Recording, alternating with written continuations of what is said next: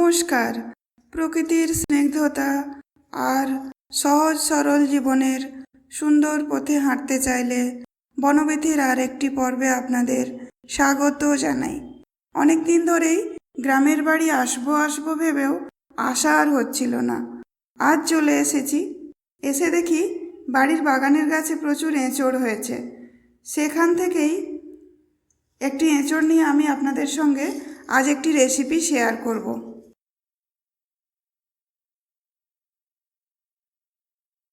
আমাদের এখানে যত্রতত্র হাতির খুব আনাগোনা, বুনো হাতি আমাদের বাগানের মধ্যেও চলে আসে মাঝে মধ্যে। বাগানে যা থাকে আম, কাঁঠাল, সিজনের ফল যা পাই তাই খেয়ে আবার ফিরে চলে যায়। ওদেরও তো খিদে পায় বলুন। শুনলাম পাল হাতি এসেছে। বাড়ির পাশের গভীর জঙ্গলেই ওরা রয়েছে। এদিকে যদি আসে তাহলে নিচের এঁচড়গুলো আর একটিও থাকবে না, সব খেয়ে নেবে।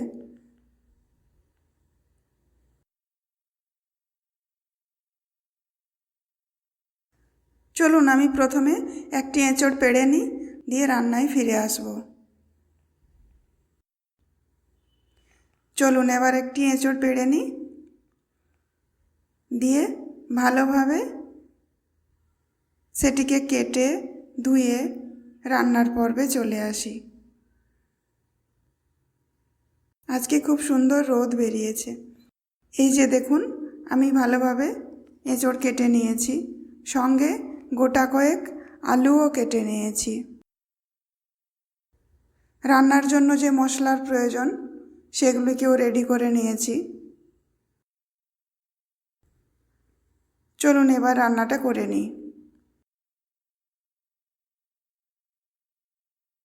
প্রথমে কড়াইতে সর্ষের তেল আর তিলের তেল মিশিয়ে দিয়েছি। দিয়ে দুটো গোটা শুকনো লঙ্কা দিয়ে দিলাম, আর দিলাম 1 চামচ 5 ফোড়ন, সঙ্গে দুটো তেজপাতা। এখানে দেখুন আমি শুকনো লঙ্কাগুলো ফাটিয়ে বীজটি কিন্তু ফেলে দিয়েছি। এবার দিয়ে দিলাম আগে থেকে কেটে রাখা পেঁয়াজ। এবার নাড়াচাড়া করে ভালোভাবে পেঁয়াজটি ভেজে নেব।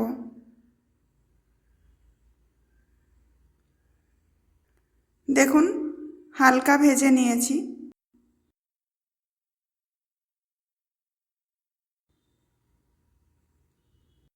এবার এর মধ্যে দিয়ে দিলাম রসুন বাটা।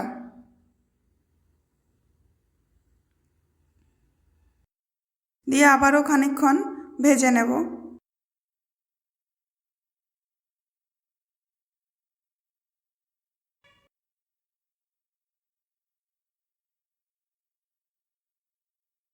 এঁচড়ে প্রচুর পরিমাণে শর্করা, কার্বোহাইড্রেট, ফাইবার থাকে।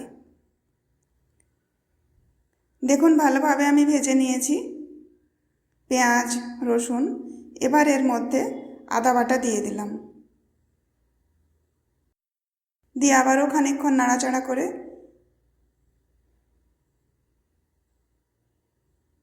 অল্প লবণ দিয়ে দিচ্ছি। এখানে আমি পরিমাণ মতোই দিয়ে দিলাম লবণ।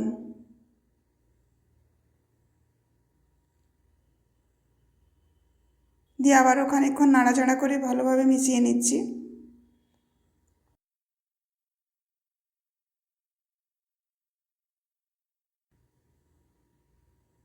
দিয়ে এবার হলুদ গুঁড়ো দিয়ে দিচ্ছি 1.5 চামচ পরিমাণ।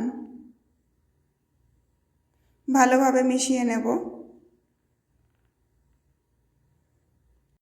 এঁচড় হজম প্রক্রিয়া উন্নত করতে সহায়তা করে। আয়রন, ভিটামিন বি কমপ্লেক্স থাকে। এবার দিয়ে দিলাম কাঁচা লঙ্কা বাটা, আর গোটা জিরে ও একটা শুকনো লঙ্কা বাটা দিয়ে দিলাম। এবার ভালোভাবে মিশিয়ে নিচ্ছি।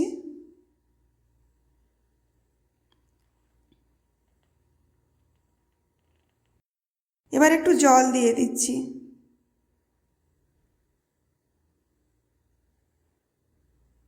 সমস্ত মশলা ভালোভাবে কষিয়ে নিতে হবে। আবারও একটু জল দিলাম।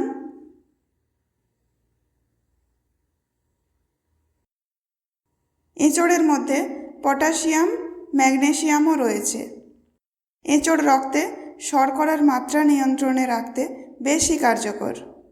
দেখুন, এভাবে ভালোভাবে আমি কষিয়ে নিচ্ছি ধীরে ধীরে। এবার ধনের গুঁড়ো দিয়ে দিলাম 1.5 চামচ পরিমাণ।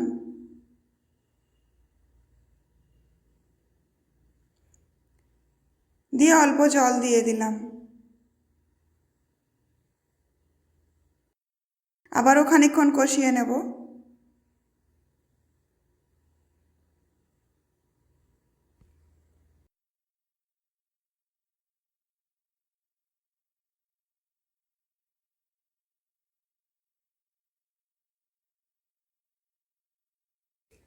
যাদের শরীরে ব্যথা বেদনার সমস্যা রয়েছে তাদের এঁচোড় একটু এড়িয়ে যাওয়াই ভালো, সেগুলো আবার বেড়ে যেতে পারে।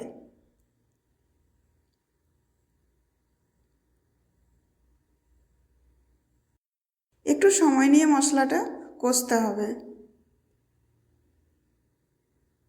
ভালোভাবে মশলা না কষালে রান্নার স্বাদ ঠিকঠাক হবে না, তাই একটু সময় নিয়ে আমি কষিয়ে নিচ্ছি।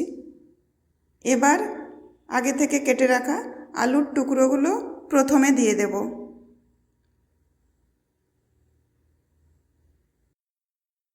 দিয়ে নাড়াচাড়া করে মিশিয়ে নেব।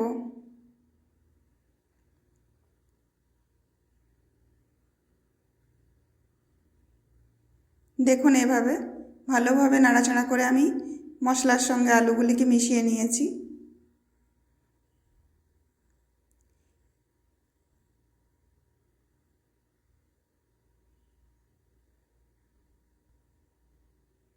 বাকি মশলা বাটা যে জলটুকু অবশিষ্ট ছিল সেটিও দিয়ে দিলাম। দুপুরবেলা ভাতের সঙ্গে এঁচোড়ের তরকারি হলে আর কিছুই লাগে না। এবার আগে থেকে কেটে রাখা এঁচোড়টা দিয়ে দিচ্ছি।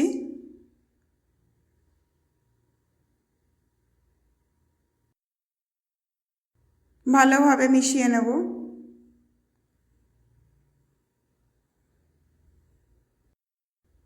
মিশিয়ে নিয়েছি। এবার ঢাকা দিয়ে মিনিট 5 পর ফিরে আসছি, চলুন।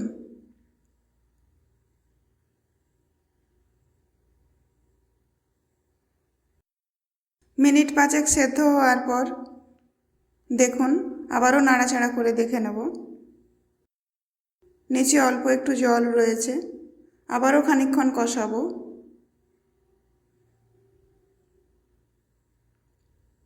ঢাকা দিয়ে মিনিট 5 পর আবারও ফিরে আসব, চলুন।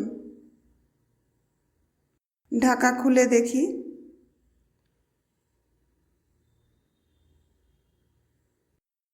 মিনিট 5 পর ফিরে এলাম। এবার ঢাকা খুলে দেখি কতটা কি হয়েছে।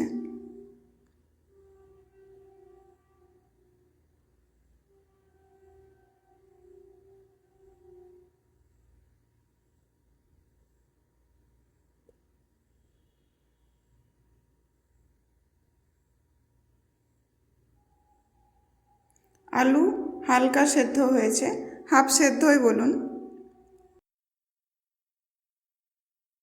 এবার এর মধ্যে আমি গরম জল দিয়ে দিচ্ছি।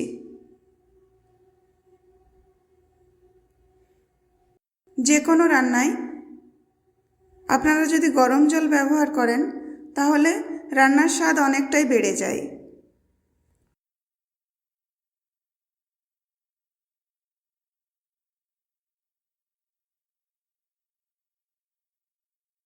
নাড়াচাড়া করে নিলাম।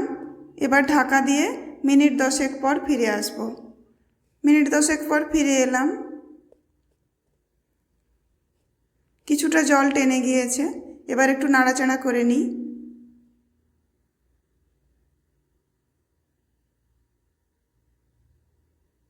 ভালোভাবে সুসিদ্ধ হয়ে গেছে।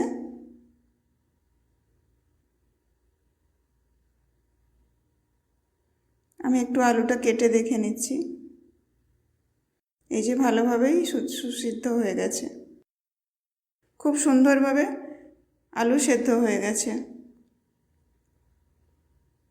এবার বাকি জলটুকু টানিয়ে নেব।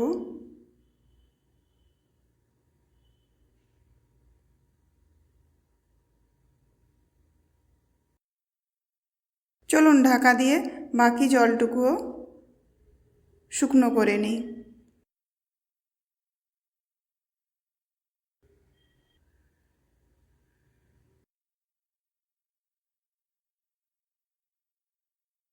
আবারও ঢাকা দিয়ে দেব।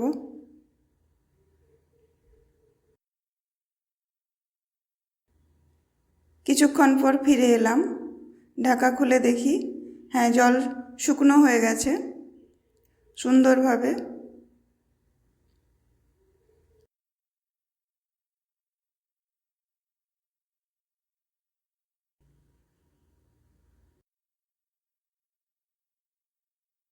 আজকে রান্নায় আমি এই যে তিলের তেল ব্যবহার করেছি, এই তিলের তেল কিন্তু শরীর ঠান্ডা রাখতে বিশেষভাবে সহায়ক।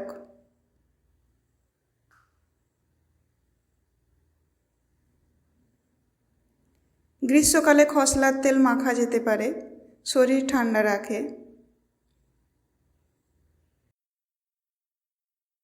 ধন্যবাদ সবাইকে, সবাই ভালো থাকুন, সুস্থ থাকুন। ফিরছি আগামী পর্বের ভিডিওতে। শুভেচ্ছা ও শুভকামনা জানিয়ে আজকের পর্ব তাহলে এখানেই শেষ করছি।